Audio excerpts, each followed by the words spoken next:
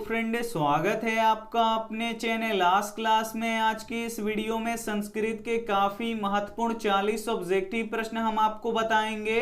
ये जो 40 ऑब्जेक्टिव प्रश्न है ये आपकी बोर्ड परीक्षाओं में बार बार पूछे जाते हैं, तो एक भी प्रश्न आप लोग स्किप मत कीजिएगा। वीडियो को प्लीज आप लोग शुरू से लेके अंत तक देखिएगा और इस 40 ऑब्जेक्टिव प्रश्न में से जो भी प्रश्न आपको याद ना हो तो प्लीज आप लोग उसे नोटबुक पे लिख के जरूर याद कर लीजिएगा। चैनल को अभी तक आप सब्सक्राइब नहीं किए हैं तो चैनल को सब्सक्राइब कर लीजिएगा और सब्सक्राइब करने के बाद एक बेल आइकन आता है तो बेल आइकन को दबा के ऑल पे कर लीजिएगा ताकि जब भी लाइव क्लास हो तो आपके पास नोटिफिकेशन पहुंचता रहे। तो आइए शुरू करते हैं पहले नंबर प्रश्न से। तो पहला नंबर प्रश्न है कि आलसशाला में आग लगने पर कितने लोग नहीं भागे। ए ऑप्शन है 3, बी ऑप्शन है 5, सी ऑप्शन है 4, डी ऑप्शन है 6। काफी महत्वपूर्ण प्रश्न है। यहाँ पे आपको बताना है कि आलसशाला में आग लगने पर कितने लोग नहीं भागे। तो जो 4 सच में आलसी थे वो नहीं भागे, इसे आपको याद रखना है। यहाँ पे सी ऑप्शन बिल्कुल ही सही हो जाएगा। ये देखते हैं अगला प्रश्न 2 नंबर प्रश्न है कि प्राचीन काल में शिष्यों को क्या कहा जाता था। ए ऑप्शन है छात्र, बी ऑप्शन है ब्रह्मचारी, सी ऑप्शन है धनुधारी, डी ऑप्शन है अंतेवासी। 2 नंबर भी प्रश्न काफी महत्वपूर्ण है। यहाँ पे आपको बताना है कि प्राचीन काल में शिष्यों को क्या कहा जाता था, तो ब्रह्मचारी कहा जाता था, इसे आपको याद रखना है। यहाँ पे बी ऑप्शन बिल्कुल ही सही हो जाएगा। ये देखते हैं अगला प्रश्न 3 नंबर प्रश्न है कि शिक्षक कैसा था। ए ऑप्शन है दुष्ट, बी ऑप्शन है लोभी, सी ऑप्शन है नवीन दृष्टि संपन्न, डी ऑप्शन है मूर्ख। तो यहाँ पे आपको बताना है कि शिक्षक कैसा था, तो शिक्षक नवीन दृष्टि संपन्न था, इसे आपको याद रखना है। यहाँ पे सी ऑप्शन बिल्कुल ही सही हो जाएगा। ये देखते हैं अगला प्रश्न 4 नंबर प्रश्न है कि ब्राह्मण के वेश में कर्ण के पास कौन जाता है। ए ऑप्शन है अर्जुन, बी ऑप्शन है कृष्ण, सी ऑप्शन है इंद्र, डी ऑप्शन है कुबेर। 4 नंबर प्रश्न काफी महत्वपूर्ण है। यहाँ पे आपको बताना है कि ब्राह्मण के वेश में कर्ण के पास कौन जाता है, तो भगवान इंद्र जाते हैं, इसे आपको याद रखना है। यहाँ पे सी ऑप्शन बिल्कुल ही सही हो जाएगा। और भगवान इंद्र क्यों जाते हैं, तो कर्ण के पास कवच और कुंडल था तो उसी को दान में लेने के लिए जाते हैं, तो ये भी साथ में आपको याद रखना है। आइए देखते हैं अगला प्रश्न 5 नंबर प्रश्न है कि अपना नाम और रूप को छोड़कर नदियां कहां मिल जाती हैं। ए ऑप्शन है पृथ्वी में, बी ऑप्शन है समुद्र में, सी ऑप्शन है आकाश में, डी ऑप्शन है दूसरी नदी में। 5 नंबर भी प्रश्न काफी महत्वपूर्ण है। यहाँ पे आपको बताना है कि अपना नाम और रूप को छोड़कर नदियां कहां मिल जाती हैं, तो समुद्र में मिल जाती हैं, इसे आपको याद रखना है। यहाँ पे बी ऑप्शन बिल्कुल ही सही हो जाएगा। काफी महत्वपूर्ण 40 ऑब्जेक्टिव प्रश्न है, तो एक भी प्रश्न आप लोग स्किप मत कीजिएगा। वीडियो को प्लीज आप लोग शुरू से लेके अंत तक देखिएगा और इसमें से जो भी प्रश्न आपको याद ना हो तो प्लीज आप लोग उसे नोटबुक पे लिख के जरूर याद कर लीजिएगा। और वीडियो को लाइक नहीं किए तो प्लीज आप लोग वीडियो को लाइक भी कर दीजिएगा। ये देखते हैं अगला प्रश्न 6 नंबर प्रश्न है कि गांधी सेतु पुल कहां स्थित है। ए ऑप्शन है आरा में, बी ऑप्शन है सासाराम में, सी ऑप्शन है पहाड़पुर में, डी ऑप्शन है पाटलिपुत्र में। तो यहाँ पे आपको बताना है कि गांधी सेतु पुल कहां स्थित है, तो ये पाटलिपुत्र में स्थित है, इसे आपको याद रखना है। काफी महत्वपूर्ण प्रश्न है। यहाँ पे डी ऑप्शन बिल्कुल ही सही हो जाएगा। एक प्रश्न ये भी पूछा जाता है कि पाटलिपुत्र का नया नाम क्या है, तो पाटलिपुत्र का नया नाम पटना है, तो ये भी साथ में आपको याद रखना है। आइए देखते हैं अगला प्रश्न 7 नंबर प्रश्न है कि बीरेश्वर कौन था। ए ऑप्शन है मिथिला का राजा, बी ऑप्शन है मिथिला का मंत्री, सी ऑप्शन है मिथिला का राजकुमार, डी ऑप्शन है मिथिला का सेनापति। तो यहाँ पे आपको बताना है कि बीरेश्वर कौन था, तो बीरेश्वर मिथिला का मंत्री था, इसे आपको याद रखना है। यहाँ पे बी ऑप्शन बिल्कुल ही सही हो जाएगा। ये देखते हैं अगला प्रश्न 8 नंबर प्रश्न है कि प्राचीन संस्कृति की पहचान किससे होती है। ए ऑप्शन है धर्मों से, बी ऑप्शन है संस्कारों से, सी ऑप्शन है कर्मों से, डी ऑप्शन है सम्मानों से। तो यहाँ पे आपको बताना है कि प्राचीन संस्कृति की पहचान किससे होती है, तो संस्कारों से होती है, इसे आपको याद रखना है। यहाँ पे बी ऑप्शन बिल्कुल ही सही हो जाएगा। ये देखते हैं अगला प्रश्न 9 9 नंबर प्रश्न है कि लक्ष्मी किसे वर्ण करती हैं? ए ऑप्शन है उद्योगी को, बी ऑप्शन है कामचोर को, सी ऑप्शन है लोभी को, डी ऑप्शन है डाकू को। तो यहाँ पे आपको बताना है कि लक्ष्मी किसे वर्ण करती हैं, तो लक्ष्मी उद्योगी पुरुष को वर्ण करती हैं। इसे आपको याद रखना है, काफी महत्वपूर्ण प्रश्न है। यहाँ पे ए ऑप्शन बिल्कुल ही सही हो जाएगा। ये देखते हैं अगला प्रश्न 10 नंबर। 10 नंबर प्रश्न है कि किसकी विजय नहीं होती है? ए ऑप्शन है सत्य की, बी ऑप्शन है असत्य की, सी ऑप्शन है धर्म की, डी ऑप्शन है सत्य और असत्य दोनों की। तो यहाँ पे आपको बताना है कि किसकी विजय नहीं होती है, तो असत्य की विजय कभी भी नहीं होती है, इसे आपको याद रखना है। यहाँ पे बी ऑप्शन बिल्कुल ही सही हो जाएगा। और किसकी विजय होती है, तो सत्य की विजय होती है, तो ये भी साथ में आपको याद रखना है। आइए देखते हैं अगला प्रश्न 11 नंबर। 11 नंबर प्रश्न है कि सूक्ष्म से भी सूक्ष्म क्या है? ए ऑप्शन है आत्मा, बी ऑप्शन है बीज, सी ऑप्शन है वालू के कण, डी ऑप्शन है इनमें से कोई नहीं। 11 नंबर प्रश्न काफी महत्वपूर्ण है आपके बोर्ड परीक्षा के लिए कि सूक्ष्म से भी सूक्ष्म क्या है, तो आत्मा है, इसे आपको याद रखना है। यहाँ पे ए ऑप्शन बिल्कुल ही सही हो जाएगा। ये देखते हैं अगला प्रश्न 12 नंबर। 12 नंबर प्रश्न है कि मंदाकिनी नदी किस पर्वत के किनारे स्थित है? ए ऑप्शन है चित्रकूट, बी ऑप्शन है विंध्या, सी ऑप्शन है हिमालय, डी ऑप्शन है हेमकूट। तो यहाँ पे आपको बताना है कि मंदाकिनी नदी किस पर्वत के किनारे स्थित है, तो चित्रकूट पर्वत के किनारे स्थित है, इसे आपको याद रखना है। यहाँ पे ए ऑप्शन बिल्कुल ही सही हो जाएगा। ये देखते हैं अगला प्रश्न 13 नंबर। 13 नंबर प्रश्न है कि छात्रों के लिए सबसे बड़ी तपस्या क्या है? ए ऑप्शन है अध्ययन, बी ऑप्शन है धनार्जन, सी ऑप्शन है नौकरी की प्राप्ति, डी ऑप्शन है इनमें से कोई नहीं। तो यहाँ पे आपको बताना है कि छात्रों के लिए सबसे बड़ी तपस्या क्या है, तो अध्ययन है, इसे आपको याद रखना है। यहाँ पे ए ऑप्शन बिल्कुल ही सही हो जाएगा। काफी महत्वपूर्ण प्रश्न है, तो प्लीज आप लोग वीडियो को शुरू से लेके अंत तक देखिएगा। और वीडियो को लाइक नहीं किए तो प्लीज आप लोग वीडियो को लाइक भी कर दीजिएगा। ये देखते हैं अगला प्रश्न 14 नंबर। 14 नंबर प्रश्न है कि स्वामी दयानंद के बचपन का नाम क्या था? ए ऑप्शन है शंकर, बी ऑप्शन है शिव शंकर, सी ऑप्शन है मूल शंकर, डी ऑप्शन है उमा शंकर। तो यहाँ पे आपको बताना है कि स्वामी दयानंद के बचपन का नाम क्या था, तो मूल शंकर था, इसे आपको याद रखना है। यहाँ पे सी ऑप्शन बिल्कुल ही सही हो जाएगा। ये देखते हैं अगला प्रश्न 15 नंबर। 15 नंबर प्रश्न है कि देवलोक का मार्ग किससे प्रशस्त है? ए ऑप्शन है असत्य से, बी ऑप्शन है सत्य से, सी ऑप्शन है लोभ से, डी ऑप्शन है त्याग से। तो यहाँ पे आपको बताना है कि देवलोक का मार्ग किससे प्रशस्त है, तो सत्य से प्रशस्त है, इसे आपको याद रखना है। यहाँ पे बी ऑप्शन बिल्कुल ही सही हो जाएगा। ये देखते हैं अगला प्रश्न 16 नंबर। 16 नंबर प्रश्न है कि पाटलिपुत्र में किस महान पुरुष का जन्म स्थल है? ए ऑप्शन है गुरु नानक का, बी ऑप्शन है महावीर का, सी ऑप्शन है गुरु गोविंद सिंह का, डी ऑप्शन है भगवान बुद्ध का। तो यहाँ पे आपको बताना है कि पाटलिपुत्र में किस महान पुरुष का जन्म स्थल है, तो गुरु गोविंद सिंह का जन्म स्थल है, इसे आपको याद रखना है। यहाँ पे सी ऑप्शन बिल्कुल ही सही हो जाएगा। एक प्रश्न ये भी पूछा जाता है कि सिखों के 10वें और अंतिमवें गुरु कौन है, तो गुरु गोविंद सिंह है, तो इसे भी साथ में आपको याद रखना है। आइए देखते हैं अगला प्रश्न 17 नंबर। 17 नंबर प्रश्न है कि राम प्रवेश के गांव का नाम क्या था? ए ऑप्शन है भीखन टोला, बी ऑप्शन है हरिजन टोला, सी ऑप्शन है जीवराखन टोला, डी ऑप्शन है बसावन टोला। तो यहाँ पे आपको बताना है कि राम प्रवेश के गांव का नाम क्या था, तो भीखन टोला था, इसे आपको याद रखना है। काफी महत्वपूर्ण प्रश्न है। यहाँ पे ए ऑप्शन बिल्कुल ही सही हो जाएगा। ये देखते हैं अगला प्रश्न 18 नंबर।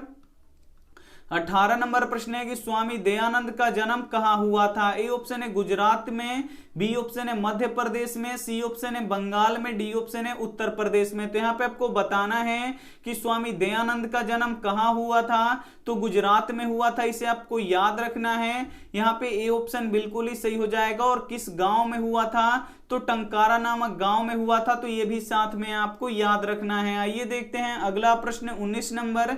19 नंबर प्रश्न है कि दानवीर कौन था? ए ऑप्शन है अर्जुन, बी ऑप्शन है भीष्म, सी ऑप्शन है कृष्ण, डी ऑप्शन है कर्ण। काफी महत्वपूर्ण प्रश्न है 19 नंबर।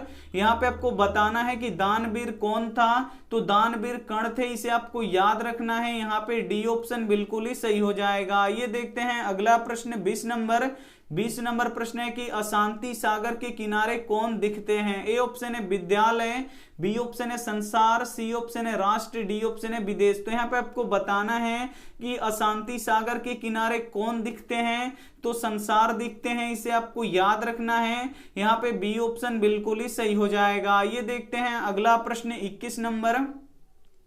21 नंबर प्रश्न है कि प्राणी के हृदय रूपी गुफा में कौन विद्यमान रहता है? ए ऑप्शन है आत्मा, बी ऑप्शन है शरीर, सी ऑप्शन है देव, डी ऑप्शन है राक्षस। तो यहाँ पे आपको बताना है कि प्राणी के हृदय रूपी गुफा में कौन विद्यमान रहता है, तो आत्मा विद्यमान रहता है, इसे आपको याद रखना है। यहाँ पे ए ऑप्शन बिल्कुल ही सही हो जाएगा। ये देखते हैं अगला प्रश्न 22 नंबर प्रश्न है कि किसके गीत देवता भी गाते हैं? ए ऑप्शन है भारत की, बी ऑप्शन है यूनान की, सी ऑप्शन है यूरोप की, डी ऑप्शन है पाकिस्तान की। तो यहाँ पे आपको बताना है कि किसके गीत देवता भी गाते हैं, तो भारत के गीत देवता भी गाते हैं, इसे आपको याद रखना है। काफी महत्वपूर्ण प्रश्न है, यहाँ पे ए ऑप्शन बिल्कुल ही सही हो जाएगा। ये देखते हैं अगला प्रश्न 23 नंबर प्रश्न है कि भारत भूमि की सेविका है? ए ऑप्शन है खेत, बी ऑप्शन है कमल, सी ऑप्शन है सागर पर्वत झरने, डी ऑप्शन है दुश्मन। तो यहाँ पे आपको बताना है कि भारत भूमि की सेविका है, तो भारत भूमि के सेविका कौन है, तो सागर है, पर्वत है और झरने हैं, तो इसे आपको याद रखना है। यहाँ पे सी ऑप्शन बिल्कुल ही सही हो जाएगा। ये देखते हैं अगला प्रश्न 24 नंबर प्रश्न है कि प्राचीन काल में ब्रह्मचारी कहाँ पढ़ते थे? ए ऑप्शन है स्कूल में, बी ऑप्शन है जंगल में, सी ऑप्शन है गुरु के घर में, डी ऑप्शन है पाठशाला में। तो यहाँ पे आपको बताना है कि प्राचीन काल में ब्रह्मचारी कहाँ पढ़ते थे, तो गुरु के घर में पढ़ते थे, इसे आपको याद रखना है। काफी महत्वपूर्ण प्रश्न है, यहाँ पे सी ऑप्शन बिल्कुल ही सही हो जाएगा। ये देखते हैं अगला प्रश्न 25 नंबर प्रश्न है कि कन्यादान संस्कार किस संस्कार में होता है? ए ऑप्शन है समावर्तन संस्कार में, बी ऑप्शन है उपनयन संस्कार में, सी ऑप्शन है केशांत संस्कार में, डी ऑप्शन है विवाह संस्कार में। तो यहाँ पे आपको बताना है कि कन्यादान संस्कार किस संस्कार में होता है, तो विवाह संस्कार में होता है, इसे आपको याद रखना है। यहाँ पे डी ऑप्शन बिल्कुल ही सही हो जाएगा। ये देखते हैं अगला प्रश्न 26 नंबर प्रश्न है कि चारों आलसियों को कैसे बाहर निकाला गया? ए ऑप्शन है हाथ पकड़ के, बी ऑप्शन है केस पकड़ के, सी ऑप्शन है पैर पकड़ के, डी ऑप्शन है कान पकड़ के। तो यहाँ पे आपको बताना है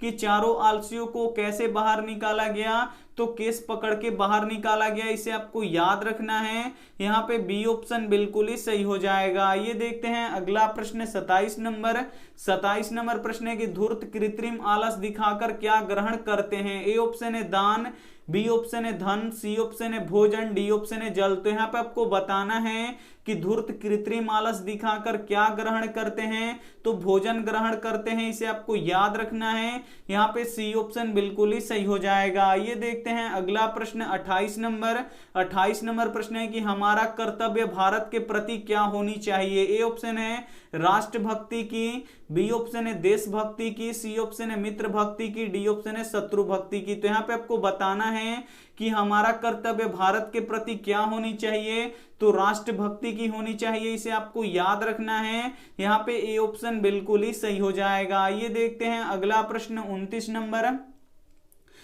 नंबर प्रश्न है कि किसको धन देना चाहिए? ए ऑप्शन है दरिद्र को, बी ऑप्शन है राजा को, सी ऑप्शन है विद्वान को, डी ऑप्शन है धनवान को। तो यहाँ पे आपको बताना है कि किसको धन देना चाहिए, तो दरिद्र को धन देना चाहिए, इसे आपको याद रखना है। यहाँ पे ए ऑप्शन बिल्कुल ही सही हो जाएगा। ये देखते हैं अगला प्रश्न 30 नंबर प्रश्न है कि एक देश दूसरे देश की उन्नति को देखकर क्या करता है? ए ऑप्शन है उपद्रव्य, बी ऑप्शन है विस्फोटक, सी ऑप्शन है यहाँ पे बढ़ने का उपाय, डी ऑप्शन है द्वेष। तो यहाँ पे आपको बताना है कि एक देश दूसरे देश की उन्नति को देखकर क्या करता है, तो द्वेष करता है, यानी लड़ाई झगड़ा करता है, इसे आपको याद रखना है। यहाँ पे डी ऑप्शन बिल्कुल ही सही हो जाएगा। ये देखते हैं अगला प्रश्न 31 नंबर प्रश्न है कि भारत में किस महान परंपरा को सुनाया जाता है? ए ऑप्शन है शास्त्रों को, बी ऑप्शन है शस्त्र को, सी ऑप्शन है लोभ को, डी ऑप्शन है कलह को। काफी महत्वपूर्ण प्रश्न है 31 नंबर।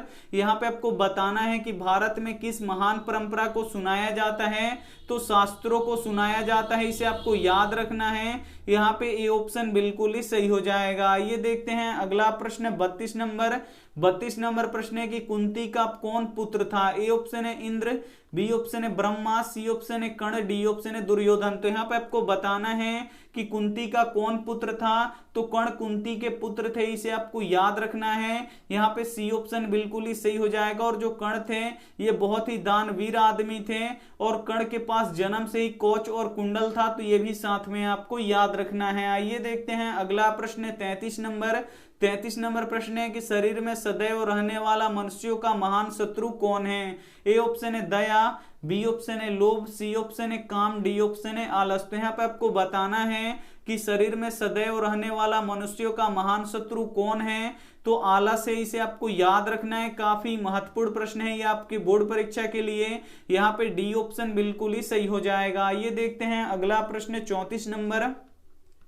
34 नंबर प्रश्न है कि राम प्रवेश का घर किस तरह का था? ए ऑप्शन है कुटिया, बी ऑप्शन है साधारण घर, सी ऑप्शन है राजमहल, डी ऑप्शन है केवल ईंट का घर। तो यहाँ पे आपको बताना है कि राम प्रवेश का घर किस तरह का था। तो कुटिया था, इसे आपको याद रखना है। यहाँ पे ए ऑप्शन बिल्कुल ही सही हो जाएगा। ये देखते हैं अगला प्रश्न 35 नंबर। 35 नंबर प्रश्न है कि प्रतिदिन आलसियों को भोजन कौन देता था? ए ऑप्शन है मिथिला के राजा, बी ऑप्शन है मिथिला के राजकुमार, सी ऑप्शन है मिथिला के मंत्री वीरेश्वर, डी ऑप्शन है मिथिला की रानी। तो यहाँ पे आपको बताना है कि प्रतिदिन आलसियों को भोजन कौन देता था। तो मिथिला के मंत्री वीरेश्वर देते थे, इसे आपको याद रखना है। यहाँ पे सी ऑप्शन बिल्कुल ही सही हो जाएगा। ये देखते हैं अगला प्रश्न 36 नंबर। 36 नंबर प्रश्न है कि मेगास्थनीज किसके समय में पटना आया था? ए ऑप्शन है अशोक के समय में, बी ऑप्शन है मुगल के समय में, सी ऑप्शन है चंद्रगुप्त मौर्य के समय में, डी ऑप्शन है अंग्रेजों के समय में। तो यहाँ पे आपको बताना है कि मेगास्थनीज किसके समय में पटना आया था। तो चंद्रगुप्त मौर्य के समय में पटना आया था, इसे आपको याद रखना है। काफी महत्वपूर्ण प्रश्न है। यहाँ पे सी ऑप्शन बिल्कुल ही सही हो जाएगा। ये देखते हैं अगला प्रश्न 37 नंबर। 37 नंबर प्रश्न है कि गांव से कितनी दूरी पर सरकारी स्कूल था? ए ऑप्शन है 1 कोस, बी ऑप्शन है 1.5 कोस, सी ऑप्शन है 2 कोस, डी ऑप्शन है आधा कोस। तो यहाँ पे आपको बताना है कि गांव से कितनी दूरी पर सरकारी स्कूल था। तो 1 कोस की दूरी पर सरकारी स्कूल था, इसे आपको याद रखना है। यहाँ पे ए ऑप्शन बिल्कुल ही सही हो जाएगा। ये देखते हैं अगला प्रश्न 38 नंबर। 38 नंबर प्रश्न है कि बाल विवाह के विरुद्ध किसने महान प्रयास किया? ए ऑप्शन है मूलशंकर ने, बी ऑप्शन है देवशंकर ने, सी ऑप्शन है शिव शंकर ने, डी ऑप्शन है हेमचंद्र ने। तो यहाँ पे आपको बताना है कि बाल विवाह के विरुद्ध महान प्रयास किसने किया? तो मूलशंकर ने किया, इसे आपको याद रखना है। यानी यहाँ पे ए ऑप्शन बिल्कुल ही सही हो जाएगा। ये देखते हैं अगला प्रश्न 39 नंबर।